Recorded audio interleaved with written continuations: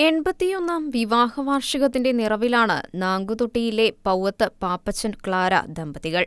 പാപ്പച്ചൻ ചേട്ടന് പ്രായം 102, ക്ലാരാമ്മച്ചിക്ക് 97. മക്കൾക്കും കൊച്ചുമക്കൾക്കുമൊപ്പം 81ാം വിവാഹ വാർഷികം ആഘോഷിക്കുമ്പോൾ പിന്നിട്ട വഴികൾ ഷെക്കിന ന്യൂസിനോട് പങ്കുവയ്ക്കുകയാണ് ഇരുവരും. ഇടുക്കിയിലെ ഇരട്ടയാറിൽ ആദ്യകാല കുടിയേറ്റ കർഷകനായ നാങ്കുതൊട്ടിയിലെ പൗവത്ത് പാപ്പൻചേട്ടൻ 102-ാം വയസ്സിൽ തൻ്റെ വിവാഹ ജീവിതത്തിൻ്റെ 81ാം വർഷം ആഘോഷിച്ചിരിക്കുകയാണ്. 10 മക്കളുള്ള ഈ അപ്പച്ചൻ നാങ്കുതൊട്ടിയിൽ ആദ്യം 2 പേരോടൊപ്പം കുടിയേറി ഇവിടുത്തെ എല്ലാ പൊതുകാര്യങ്ങൾക്കും നേതൃത്വം കൊടുത്ത് ഇരട്ടയാർ പഞ്ചായത്ത് ഉണ്ടാക്കുവാൻ, ഇരട്ടയാറിൽ പള്ളി ഉണ്ടാകുവാൻ, നാങ്കുതൊട്ടിൽ പള്ളി ഉണ്ടാകുവാൻ, നെടുങ്കണ്ടത്ത് ഭൂപണയ ബാങ്ക് ഉണ്ടാക്കുവാനൊക്കെ എല്ലാ പൊതുകാര്യങ്ങളിലും സജീവമായി ഇടപെട്ട പാപ്പൻചേട്ടൻ ഇപ്പോൾ 10 മക്കളുമായി ഈ കഴിഞ്ഞ ദിവസം 81ാം വിവാഹ വാർഷികം ആഘോഷിച്ചിരിക്കുകയാണ്.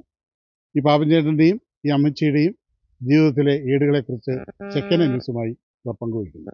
1958-ലാണ് പാപ്പച്ചൻ ചേട്ടൻ 3 സുഹൃത്തുക്കൾക്കൊപ്പം ഹൈറേഞ്ചിൽ സ്ഥലം വാങ്ങിച്ച് കൃഷിയിറക്കുന്നത്. കഠിനാധ്വാനവും ദൈവപരിപാലനയും കൊണ്ട് മണ്ണ് നല്ല വിളവ് നൽകി.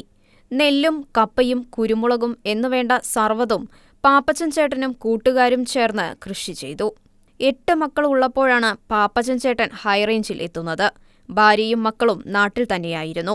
എങ്കിലും കൃഷിയും വരുമാനമാർഗങ്ങളും പച്ചപിടിച്ചതോടെ പാപ്പച്ചൻ ചേട്ടൻ ഭാര്യയെയും മക്കളെയും ഇരട്ടയാറിലേക്ക് കൂട്ടി.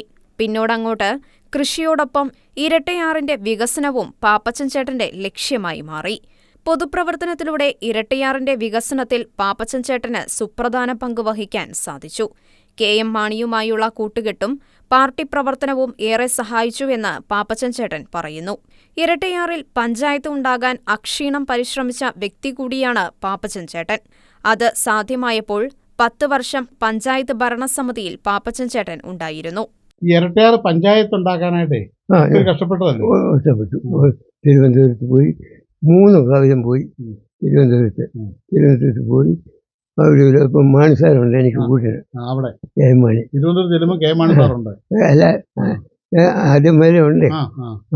മാണി സാറ്, ജോസ് സാറ് ഇവരൊക്കെ എനിക്കുണ്ട്. അപ്പോൾ അവരൊക്കെ ഉള്ളതുകൊണ്ട് തിരുവനന്തപുരത്ത് പോയി ഇരട്ടയാറിലൊരു പഞ്ചായത്ത് ഉണ്ടാകാൻ വേണ്ടി പണിയെടുത്തു. അപ്പം കട്ടപ്പന പഞ്ചായത്തിൻ്റെ പ്രസിഡന്റായിരുന്ന VT സുഭാഷ് മരിച്ചുപോയി. VT സുഭാഷിന് എന്നോട് കൂടി ഉണ്ട്. ഞങ്ങളെല്ലാം ഒന്നാ. ഞാനും കൂടെ തിരുവനന്തപുരത്ത് പോയി ഇരട്ടയാർ പഞ്ചായത്ത് ഉണ്ടാക്കി. പഞ്ചായത്തില് ഭരണസമിതിയിൽ ഇല്ലായിരുന്നോ? ഉണ്ടായിരുന്നു ഭരണസമിതി. ആദ്യത്തെ ഭരണസമിതി 10 വർഷം മെമ്പറാ, പഞ്ചായത്ത് മെമ്പറാ. അത് കഴിഞ്ഞ് വെച്ചിട്ടാണ് ഞാൻ പിന്നെ എനിക്ക് നിൽക്കാമെന്ന് പറഞ്ഞു.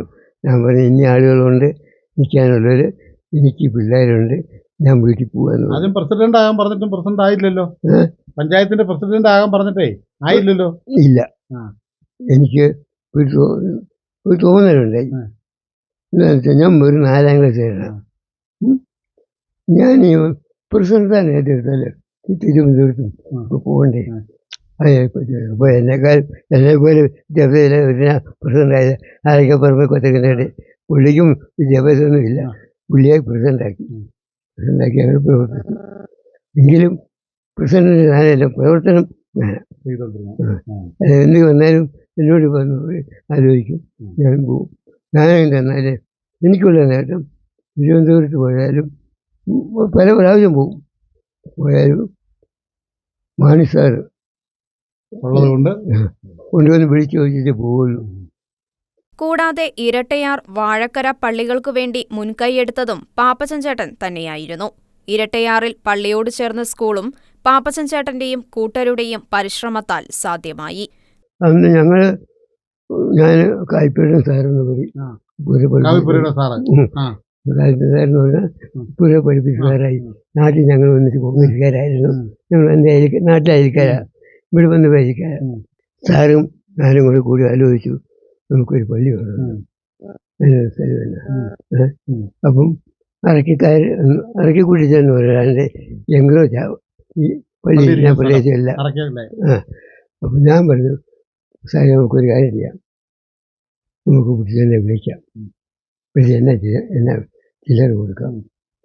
കൊടുത്തിട്ട് നമുക്ക് പള്ളിക്ക് സ്ഥലം എടുക്കാം.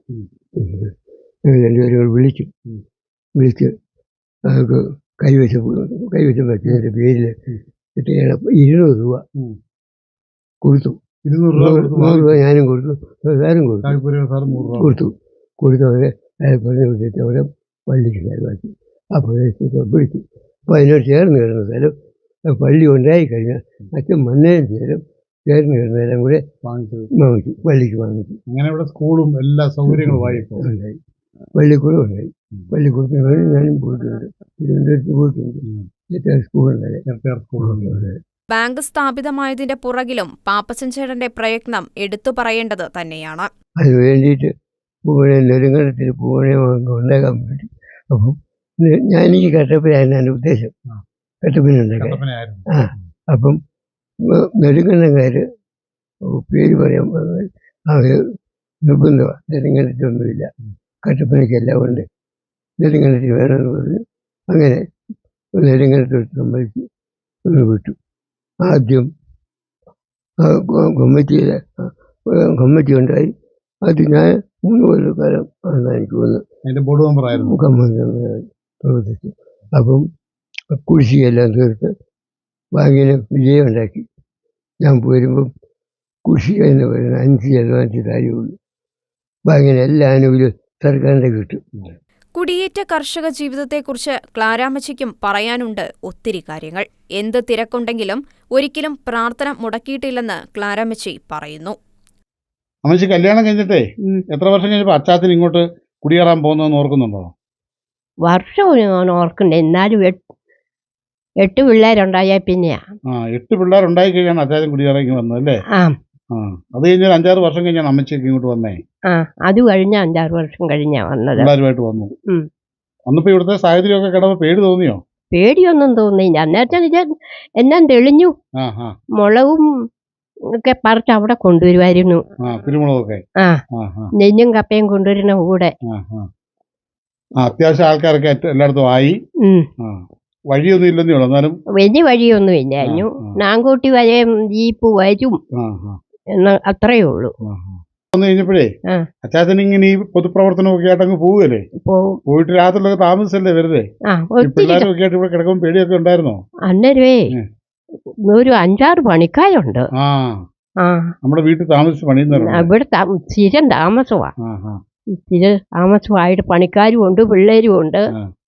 അന്നേരം പേടി ഒട്ടും തോന്നുകയില്ല. ബാങ്ക് ഉണ്ടാക്കാനും പഞ്ചായത്ത് ഉണ്ടാക്കാനും പള്ളി ഉണ്ടാക്കാനും ഒക്കെ പോവും. രാത്രിയാകുമ്പം എനിക്കൊരു പേടിയോ ഉണ്ടായിരുന്നുള്ളൂ. ഈ മനുഷ്യൻ എങ്ങനെ പോയി? ഭയങ്കര മഴയും കാറ്റും വരുമ്പോ എനിക്കൊന്നും പറയാൻ പറ്റുകയല്ല ഇപ്പം. അന്നത്തെ പേടിയുടെ കാര്യം. ഓരോരുത്തരും ഒരപകടവും വന്നിട്ടില്ല. അപകടം വന്ന അരിയെ വന്ന് തലേ വരെ വന്ന് മുട്ടിയിട്ടും ചാച്ചനൊന്നും പറ്റിയിട്ടില്ല. ഇപ്പോഴും വന്നു എല്ലാം പോയി. ഏത് പാതിരായിക്ക് വന്നാലും കൊന്തയെന്നാത് കിടന്നിട്ടില്ല ചാച്ചൻ. ഞങ്ങളതിന് മുമ്പ് ചെല്ലും ചാച്ചൻ. ഈ പൊതുപ്രവർത്തനം നടത്തിയിട്ട് വന്നാലും എത്ര രാത്രി വന്നാലും കൊന്തയെന്നാല് കിടക്കുകയില്ല. ഒത്തിരി അപകടങ്ങളൊക്കെ വന്നതാ, ഒന്നും പറ്റിയിട്ടില്ല. പ്രകൃതിയോടും വന്യമൃഗങ്ങളോടും പൊരുതി കൃഷി വിജയിപ്പിച്ച പാപ്പച്ചൻ ചേട്ടനും ക്ലാരാമ്മച്ചിയും ഇപ്പോൾ മക്കൾക്കും കൊച്ചുമക്കൾക്കും ഒപ്പം വിശ്രമജീവിതം നയിക്കുകയാണ്. പ്രായം 102ഉം 97ഉം ഒക്കെ ആയാലും വാർദ്ധക്യ സഹജമായ പ്രശ്നങ്ങൾ ഒഴിച്ചാൽ ഇരുവർക്കും കാര്യമായ ആരോഗ്യ പ്രശ്നങ്ങൾ ഒന്നും തന്നെയില്ല. ഇപ്പോഴും കണ്ണടയുടെ സഹായമില്ലാതെ 102കാരനായ പാപ്പച്ചൻ ചേട്ടൻ പുസ്തകം വായിക്കും. ദൈനംദിനമുള്ള സ്വന്തം കാര്യങ്ങൾ ചെയ്യാൻ ഇവർ ഇപ്പോഴും പ്രാപ്തരാണ്. 7 ആൺമക്കളും 3 പെൺമക്കളും അവരുടെ മക്കളുമായി 87 കുടുംബാംഗങ്ങൾക്കൊപ്പം 81ാം വിവാഹവാർഷികം ആഘോഷിക്കുമ്പോൾ കുടിയേറ്റ കർഷക ജീവിതത്തിന്റെയും അടിയുറച്ച കത്തോലിക്ക വിശ്വാസത്തിന്റെയും സാക്ഷ്യമായി പാപ്പച്ചൻ ചേട്ടനും ക്ലാരാമ്മച്ചിയും നിലകൊള്ളുന്നു. ഷെക്കന ന്യൂസ്, ഇടുക്കി.